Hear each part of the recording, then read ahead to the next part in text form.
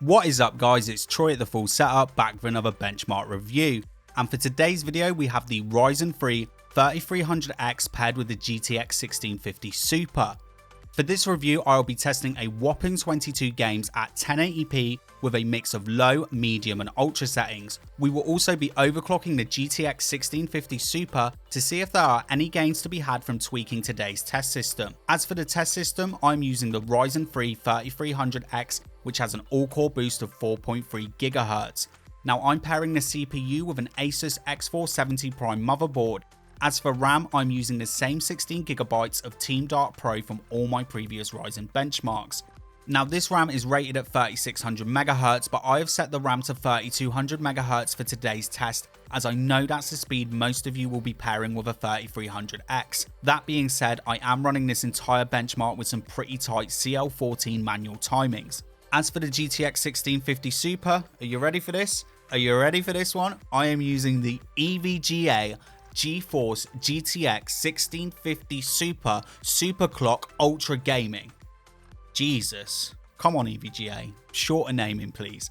Anyway, this 1650 Super has a boost rating of 1725 MHz, but as you can see here on screen, if you keep your card under 65 degrees, the max stock boost rating is much higher. Let's start with some stock versus overclock performance then. Now I've decided today not to overclock the CPU as we will be GPU bound for most of today's benchmark. That being said, I have been able to push the 3300X to just under 4.6 GHz due to having a rather overkill cooling solution. But even with my RTX 2060, there was very little gains from overclocking the CPU. But if you would like to check that video out, there is a link in the description to that video. Now the 1650 Super does have a nice bit of overclocking headroom. I was able to add 150 MHz to the core, but I would recommend starting at 100 MHz. Now as for the memory, this is where you should be able to really push your 1650 Super, as they are all running at 12 gigabits per second, which is rather downclocked for GDDR6. So I was able to add a huge 1500 MHz overclock to my memory, resulting in speeds of 15 gigabits per second. Anyway, if none of that makes any sense to you at all, there is a link to my 1650 Super overclocking guide in the description for you. Starting off with Far Cry New Dawn then. Now we are running at ultra settings, 1080p, and for stock we have 1% lows of 47 frames per second and an average of 72 frames per second. Overclocking the GPU gives us 1% lows of 52 frames per second and averages of 75 frames per second. Next up we have World War Z. We are running at ultra settings and we are using the Vulkan API. At stock settings we have 1% lows of 70 frames per second and averages of 87 frames per second.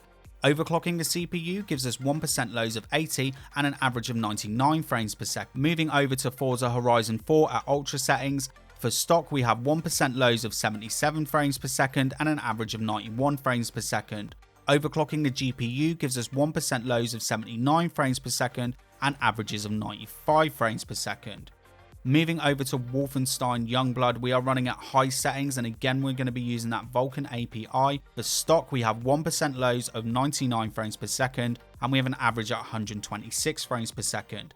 Overclocking the GPU gives us 1% lows of 106 frames per second and an average of 139 frames per second. So again, a really nice boost there, overclocking the GPU with Vulkan based titles. Next up we have Gears of War 5 at high settings. For stock we have 1% lows of 53 frames per second and an average of 69 frames per second. Overclocking the GPU results in 1% lows of 60 frames per second and an average of 77 frames per second. And finally Shadow of War, again we are running at high settings. Now for stock we have 1% lows of 51 frames per second and averages of 75 frames per second. Overclocking the GPU gives us 1% lows of 59 frames per second and an average of 83 frames per second. So there we go then, that is the overclock performance. So not massive gains there, obviously we had some big gains in the Vulkan titles, but there is still a nice little boost from overclocking the GPU. And where this could be very useful is if you were using a FreeSync 75Hz display, because your FreeSync range is going to be between 48 and 75 frames per second, although you want to bring it just under 75 so you're not doing any tearing, and just overclocking the GPU, especially for the 1% low sides, keeping you above that 48 frames per second within that FreeSync range. You may find for certain titles that overclocking your GPU will help with this, especially because most of those budget monitors aren't going to have low frame rate compensation. Is that what it's called?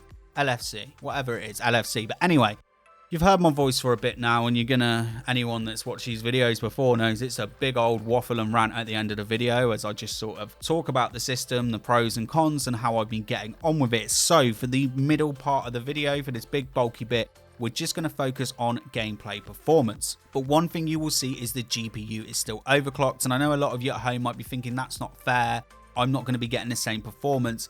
Now, I say this in all my videos, I use Nvidia Shadow to record, which is going to cost us somewhere in the region of between about 3 and 7 frames per second hit from recording.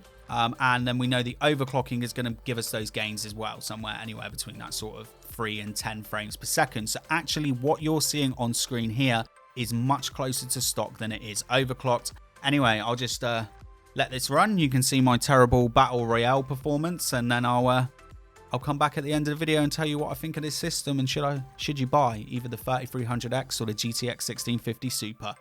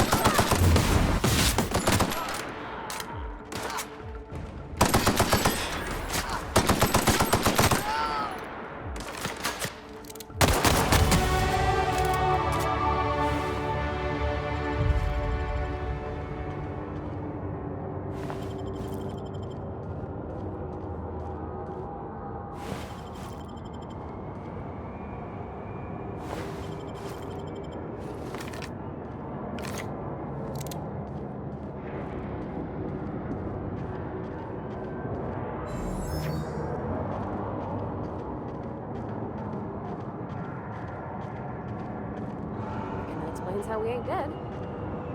Without the pipe. Be advised, your teammates are on RTB at this time.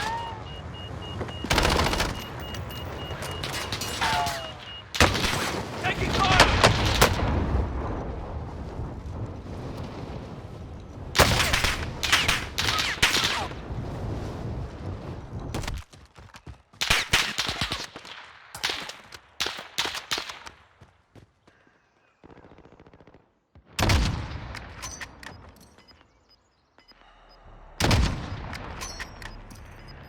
Your teammate has been designated as a high-value target.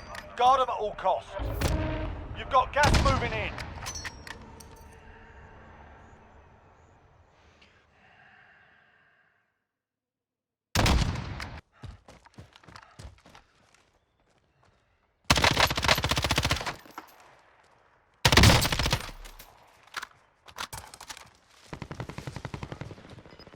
Your teammate's done in. They're returning to base.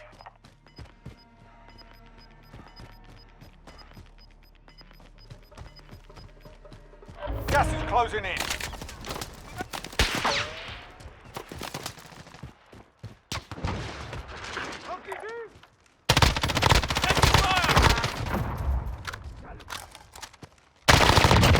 Target down.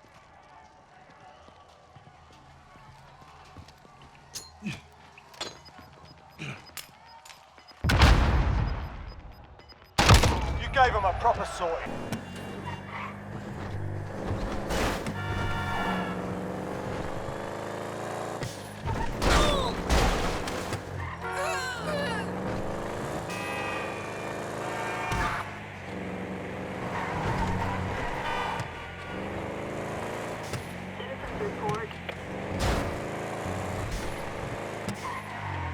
We got eyes, we're in pursuit.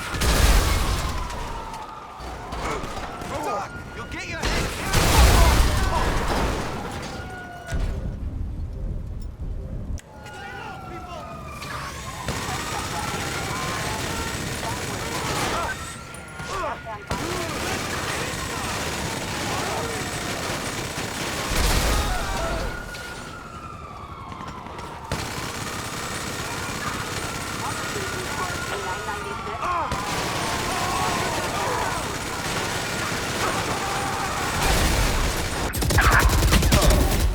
I know exactly where you are. 3 gone.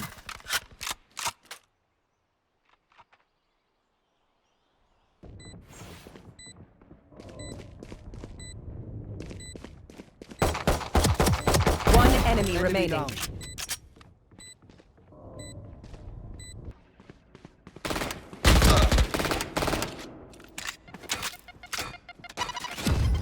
Revealing area. I'll take point. Spike planted. Enemy spotted.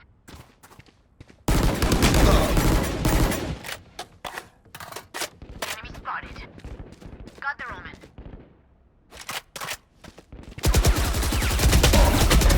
No more. Duck. Enemy spotted.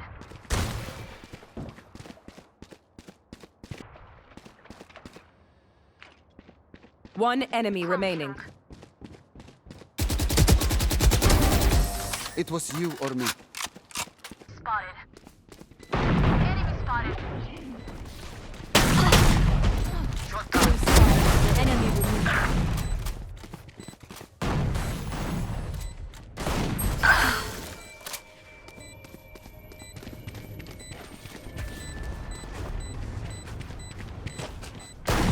One enemy remaining.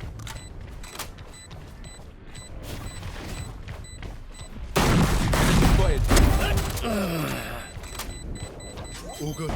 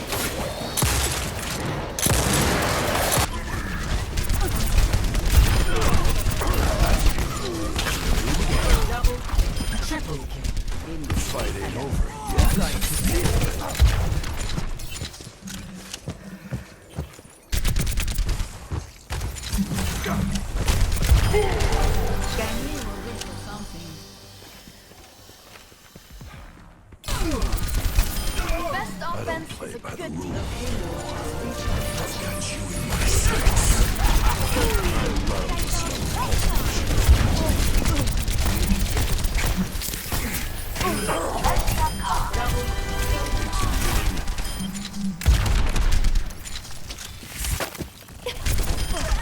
Payloads on it.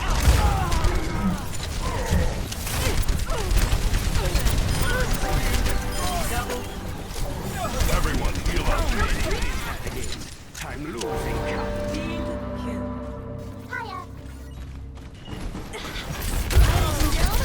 Dragon consume you. Fine.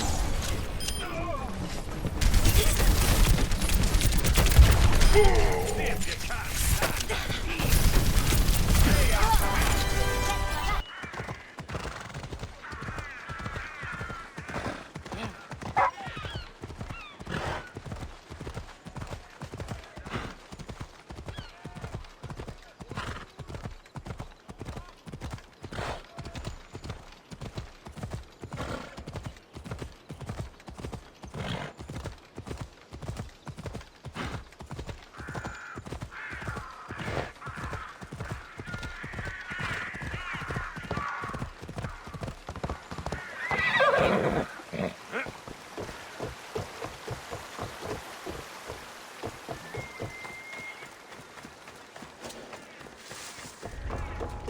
Careful.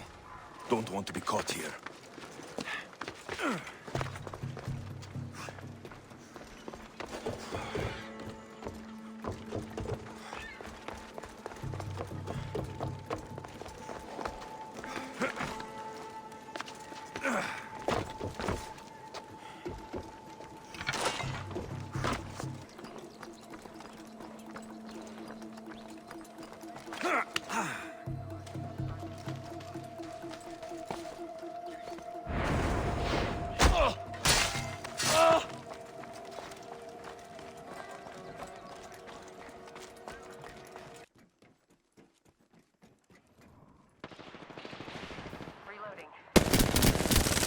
Reloading. Hop in the chimney. Enemy down. Enemy killed. I took care of it. Giving our shield to recharge. Target spotted. Let's reposition here.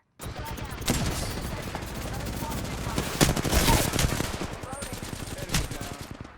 They spotted me. I'm taking shots. Come on in. Hold pain. Watch an airstrike. Healing. Watch my back. Incoming! Watch yourself. There's another squad attack. Heal up.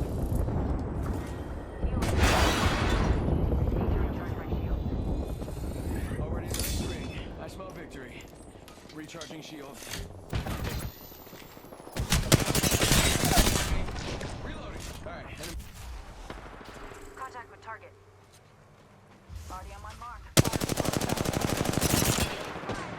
Airstrike coming in. Up in the chimney.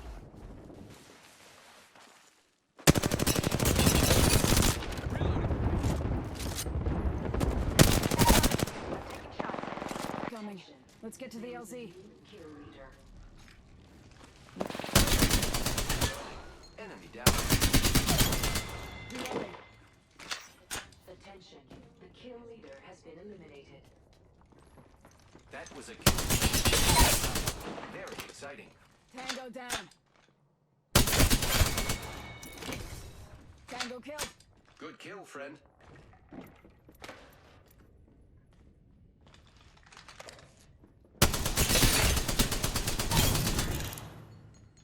That was the whole squad.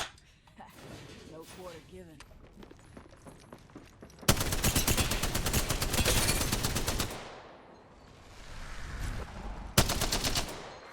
Round 2, beginning ring countdown.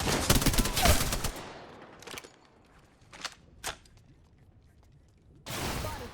Double timing it.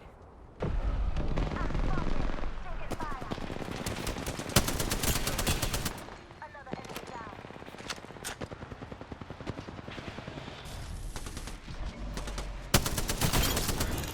Reloading. Whole squad taken out. Return. Come on in. Old Painless is waiting. Shots fired at me. Recharging. Loading. Reloading.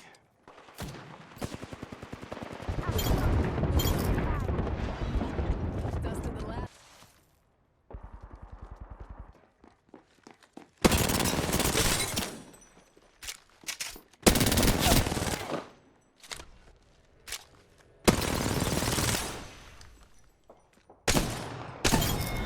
Right for taking down.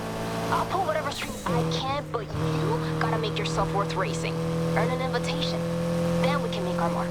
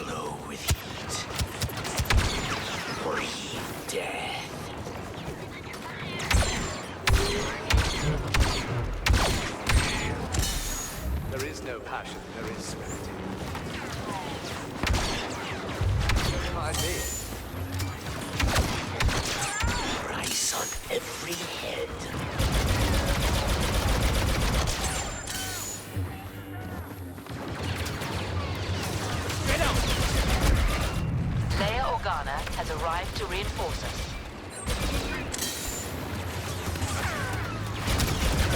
I'll draw their attention.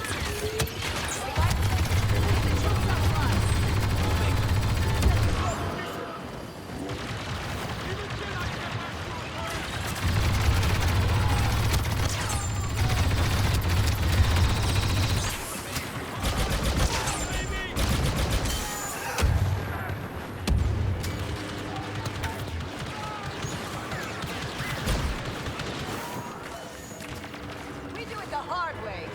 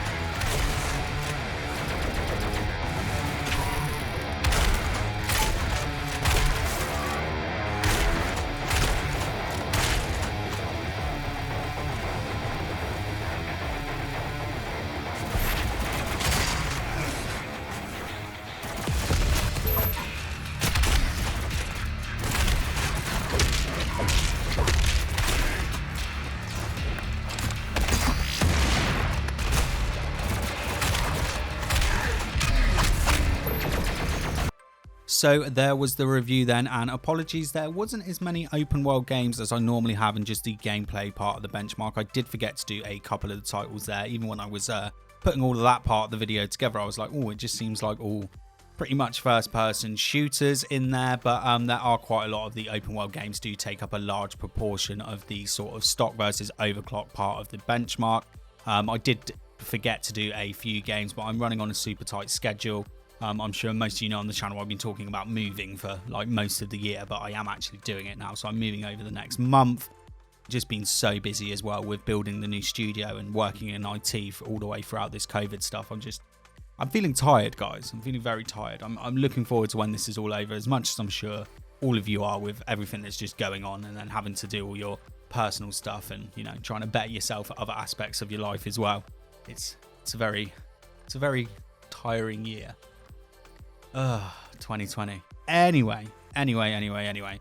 What do I think of the 3300X? What do I think of the GTX 1650 Super? Should you go and buy one? End of the video waffle. I feel like I've already said quite a lot of this stuff anyway, because I've done quite a few 1650 Super videos this year. And I've done a few 3300X videos as well. This video I did plan to have, you know, sort of ready about a month ago. But again, you know, we've been busy. Discussed that already, Troy. On to the point. But we need to talk about both the parts. And do apologise to anyone that's seen those other videos, because it's going to sound like I'm repeating myself a lot. But let's start with the 3300X. And actually, before we do start, God, you're waffling again, Troy. Before we start, this has actually been my daily driver now, this system, for like 2 months, with the 1650 Super in as well, and the 3300X. So that's been my daily driver system. So I feel like, you know, I know these parts well now, and there's been nothing about this system, as much as I know I've got some slightly more powerful parts sat in the desk that I could put in this system. And even though that I know that you could get a little bit more power for not a lot more money, I've been very happy with this system, extremely happy with it. And I think this is a great entry-level system for anyone that wants to get into PC gaming and also content creation. So let's start with the 3300X then. Now, there's a big problem. Let's address the elephant in the room straight away, is that as far as it goes in the UK anyway, you can't really buy the 3300X anywhere as making this video. The site that I bought mine from sold out on the same day. That was from eBay, and luckily they were one of the cheapest as well. I think I paid about £110 for it. Overclockers were price gouging up to like 145. I think Alza is a good site, alza.co.uk, but they do all over Europe. They're quite good for getting stock in, but I haven't seen it around a lot. I don't know what it's like in your country, but it's hard to sell you a product that you can't buy, that's hard to get. And we obviously know some of those issues, well, most of those issues are going to be because of COVID, and there's sort of bigger problems than, you know, not being able to get a computer part. So that's as far as I'm concerned anyway. But it's a very good gaming CPU. If you didn't want to wait for a 3300X and you bought a 3100, you're not going to see any performance difference with this graphics card. Okay, now obviously there are some differences between the 3100 and the 3300X, because the 3300X, all of the cores are on the same CCX, as where the 3100 it's spread across 2 CCXs, which does add some latency. So when you are testing with the highest end graphics card, say a 2080 Ti, you are going to see the difference there. But as soon as you go under £500, you're not really going to notice. It will be so close that it's almost, you know, margin of error frame rates. And one thing that could be said though is obviously we're going to have more GPUs coming out by the end of the year, and hopefully something to that sort of upper mid-range, that sort of £400 to £500 GPU. And if that's almost as powerful as, you know, coming up to an £800 or £900 graphics card, then you could say then you would start to see the differences. I would totally agree with you on that. But then obviously, as we're going to be doing a generational generational jump thing, you know, with new consoles coming out, with games going to get more demanding year on year, again, I think that difference that you'll see will sort of close up. So yeah, buy the 3100, and especially if you were just buying this as a placeholder CPU to maybe even Ryzen 4000, or then getting a Ryzen 3000, maybe an 8 or 12 core at a reduced price, because we know how good the prices are of Ryzen 2000. Something that I'm waiting to see. I'm really interested to see if I can get a 12 or 16 core at a massively reduced price. That's definitely something I would probably take over Ryzen 4000. I know it's a bit hard to say because we haven't even seen it or seen the performance numbers, but if it, you know, that's something that I could see myself getting for video editing. But this is when we're going to start getting over to the GPU. I've been using this for video editing since it came out. Quite a lot of the reviews that I do are 4K. There will be a you know, a lot of B-roll, lots of 4K B-roll, which is at 60 frames per second, sort of getting a little bit into color grading as well. So we're adding all of those effects on top, and this thing has been fine. Okay, yes, renders have been a bit slower, but renders have sped up because in Adobe Premiere Pro, they've now enabled hardware encoder acceleration. You couldn't help but mention it, could you, Troy? Every time it's in a video of you, you go on about the video encoder. Honestly, I'm more impressed. I like the video encoder more than playing the games. Honestly, I love that. It helps me out so much in my daily tasks. So that will massively accelerate. So it hugely accelerates it in Premiere Pro. So before hardware acceleration, one of those 4K videos for me, especially if it's one of the longer ones that can go up to half an hour, like a case build, that could take anywhere up to 40 minutes to render on the 3300X, which I know you're thinking may sound extremely long, but generally by the time I've done all of that, I'm hungry, I go and make a sandwich, I come back, eat my sandwich, and it's done. It's a long time to eat a sandwich, but yeah, you get where I'm at with it. But with hardware acceleration turned on, even on the 1650 Super, my renders have gone down to 15 minutes. So if you want a game, but you do some Adobe Premiere as well, this thing will still run well. The system runs very well. I mean, that hardware acceleration is absolutely awesome, okay? So it will definitely help it out. And for me, you know, a lot of you might be thinking, you know, Ryzen 2600 is the same price, 2 cores, 4 threads. If you use loads of different multi-threaded applications, then yes, definitely go out and buy that. But if you're someone like me that just uses basically a video editing program and not a lot else, and the video editing program that you use is made by Adobe, I would push you towards going for the Ryzen 3000 cores, even though you get less of them for the same price, but with that better gaming performance. You know, especially because I know most of you are probably going to be buying it as a placeholder anyway. If you're not buying it as a placeholder and you're going to keep that level of CPU for a fair few years, then yeah, maybe go for the Ryzen 2600. But we're supposed to be talking about the 1650 Super. So the 1650 Super, as I've said in all of my other videos, has been the 5 series card that I've been most impressed with since the 750 Ti. I didn't like any of the other 5 series. I always found there was something that offered a, you know, a really nice performance uplift for less than the price difference between that GPU and something else. Something could, for example, can be like the 1050 Ti to the RX 470. When the RX 470 wasn't price inflated, it was about £20-25 more. It offered 40% more performance. It was an absolute no-brainer. Now, the one thing that is, I'd probably say the biggest flaw with this card would be the 4GB of VRAM. That's why you're seeing some of those games tested there at high.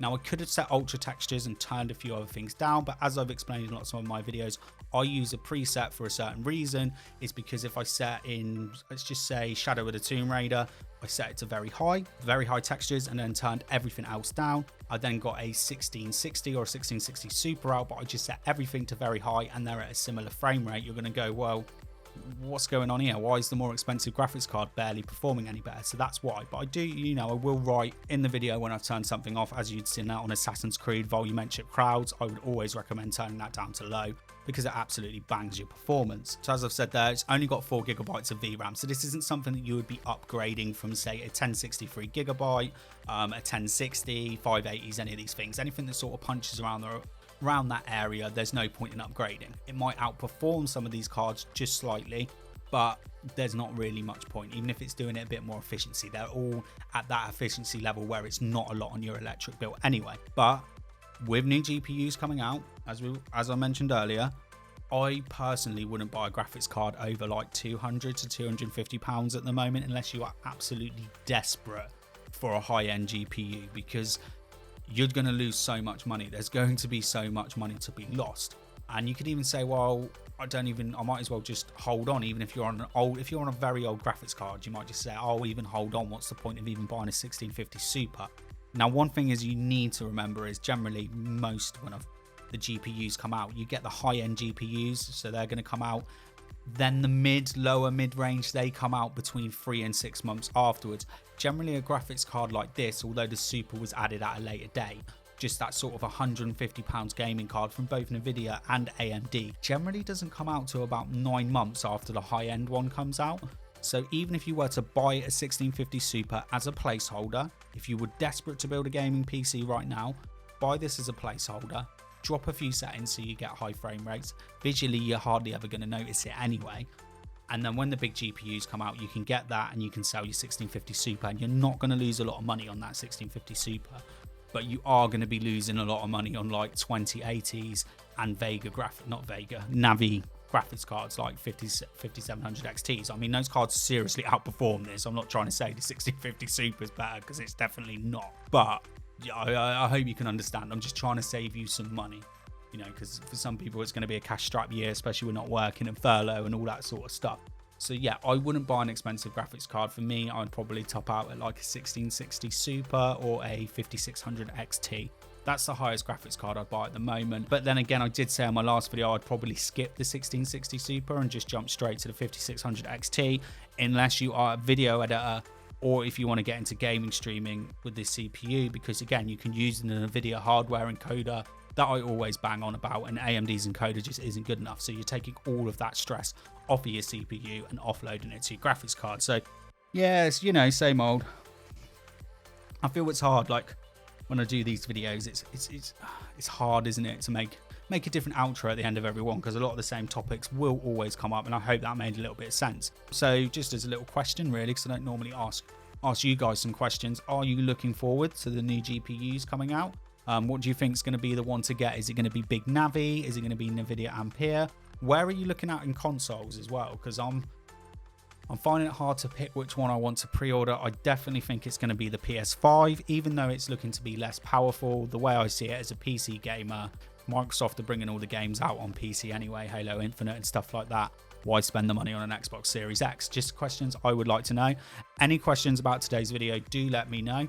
Anything about the build, how I'm getting on with it later down the line, any little troubles I ran into, there hasn't been any of yet, please do let me know. Make sure you subscribe so you can check out all the upcoming benchmark videos that I've got planned. Thanks for watching. Goodbye.